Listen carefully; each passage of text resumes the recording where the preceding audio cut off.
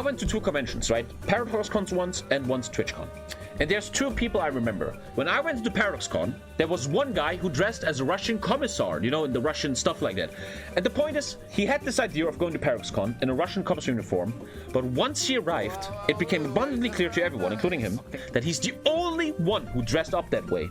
And that makes you feel weird. Another great example, I'm gonna talk shit about a streamer, is a streamer called Slicker or Sliker. And he was wearing a dinosaur costume or something. And he was jumping around TwitchCon like, and I feel like when you dress up for conventions, you think you're much cooler than the rest thinks you are. A fan comes up to me, he's in chat, a tall Dutch guy. He and his sister and me and him just had a talk. And then the Sliker guy, he was wearing a green dinosaur suit, came up the stairs and just jumped into us like, I'm talking to the guy and he jumped right between us. Like, what the fuck is wrong with this fucker, man? Do you think in German or in English? I think in your mom's voice. Oh, can you see? Oh, didn't you get punched? Trust me when I say this. On TwitchCon, it was the most normal thing to be weird. When you go to TwitchCon, it's like a token to be weird. The weirder you behave, the more people will surround you and be interested in you in a way. I remember, man, I came out of the toilet and there was a massive group of people, like I think up to 100. 100 males were in a circle. Who do you think was in the middle? It was Pokimane, yeah. I remember that. She had so many people coming up to her, man. Like, she couldn't even walk, man. And it was only guys. It was only guys, man. TwitchCon has nothing. TwitchCon, you know, conventions should be like this. You have a room, a hall, and then you have a gaming booth and a photographic booth. And you can talk to sponsors, blah, blah, blah, blah, blah, blah, blah. Even shitty as Paradox is like, you can play CK2, you can meet TommyKay, you can go to the bar. TwitchCon is just this. If you've ever been to TwitchCon, this is TwitchCon. There's nothing. It makes sense though. I don't want to talk shit. It's about people meeting. Hi, let's meet and connect and network and stuff. What's one thing I felt about content creation, YouTube, Twitch is the following. This is the pool of streamers, okay? This is all the streamers on planet Earth. This right here is the big streamers, very big streamers. They make a living, they have a lot of money, XQC, Asmongold, Lyric, stuff like that. Very important to this one. This is the bigger than smaller streamers. Oh, don't do SS. Smaller streamers. Something I felt in my life on Twitter and on TwitchCon is that these people down here take themselves more serious than the people down here on average. When you go to TwitchCon and you see like Soda Pop and he's just so chill. He's just like chilling. He's like, oh, you want a picture? Yeah, sure. He doesn't go like blah.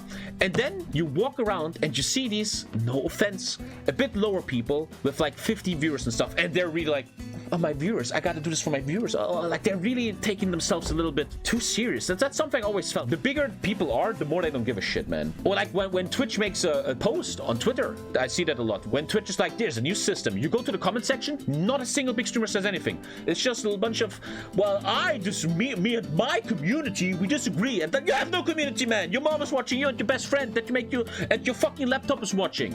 What the fuck you mean your community doesn't agree? I don't fucking get it. No offense, no fucking offense. Just an observation I fucking made. Let's make a counter example. I'm gonna make an example. There's someone that does it well, in my opinion. When I played World of Warcraft last year, there was a guy called Treesap Jake. A guy I played World of Warcraft yesterday, and he's in chat every single day. I want to show a good example. I want to show something well. Jake, just, let's be honest, not the biggest. 300 followers, right? But what Jake is doing, he is ultra fucking active on Twitter. Always sharing stuff, always talking about World of Warcraft, which is his content. He gets not really likes, he gets only 2 likes. But I think Jake is a good example of how you gotta do it as a content creator. The fake it till you make it meta. He is kind of talking to no one in a weird way. People aren't liking his shit, but he doesn't give up and keeps pushing because he wants to build his content up, man. And I think this is a great example of, I don't think Jake goes to conventions and like, I'm a big streamer. He doesn't do that. He's trying, you know? It's a great example of authentic, giving a shit. I follow him a lot. I always read his tweets because I think he's a great example. Unfortunately, he plays PvP World of Warcraft. Nobody watches that shit. Give him a follow, guys. Check him out. I love it. Suck it more.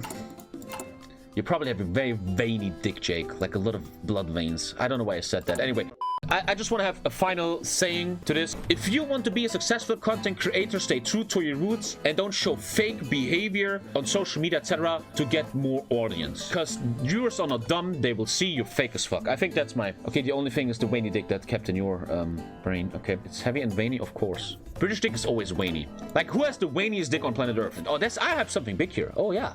Oh, yeah, I have something big. Jesus Christ. A big tip I always had, right, and that's how you gotta do it. That's how my channel was made. when you have your first stream ever, stream in a way where you fictionally imagine you have 10k viewers right now. Even though you only have one single viewer, you gotta act like you have 10k. And that's not being not humble or something, right? Like, you're already gonna lose as a streamer if you're like, I only have 2 viewers, I don't even need to talk to chat then. No, you're gonna lose everyone that watches you. I think Asmongold is what Twitch should be about. A lonely, fucked up dude just doing what he loves, you know?